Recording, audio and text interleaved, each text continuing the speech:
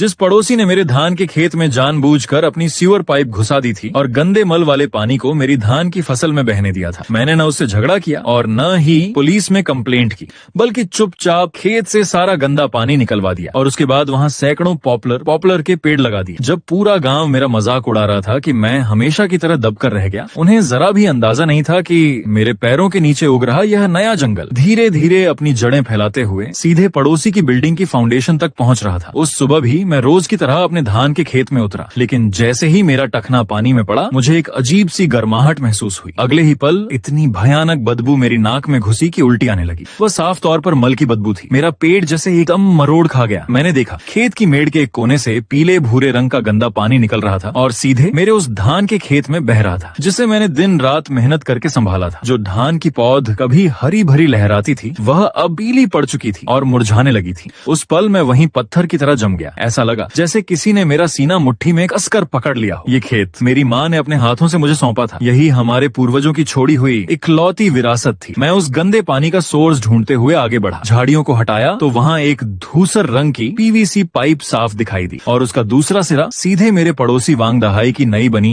आलीशान विला तक जा रहा था। मेरे भीतर गुस्सा ज्वालामुखी की तरह फट पड़ा। मैंने मुट्ठियां इतनी जोर से भींच ली कि पूरा शरीर कांपने लगा। वांग दहाई का घमंड से भरा चेहरा मेरी आंखों के सामने घूम गया। वह हमेशा गांव वालों पर हुक्म चलाता था, मानो बाकी सब लोग उसके पैरों की धूल हों। मुझे वह दिन भी याद आ गया जब उसने अपनी विला बनवाते समय कुछ फुट जमीन हड़पने के लिए मेरे खेत की मेड़ को जबरदस्ती अंदर की तरफ खिसका दिया था। उसकी हर गंदी हरकत मेरे दिल पर लाल गर्म लोहे की मुहर की तरह अंकित थी। उस समय मेरा मन हुआ अभी जाकर उसका कॉलर पकड़ लूं और पूछूं क्या उसका दिल भी उसी गंदे मल वाले पानी में डूबा हुआ है। लेकिन जैसे ही मैंने एक कदम आगे बढ़ाया मुझे घर पर अकेली मेरी बूढ़ी माँ याद आ गई। मैंने किसी तरह अपने गुस्से को दबाया, खुद को शांत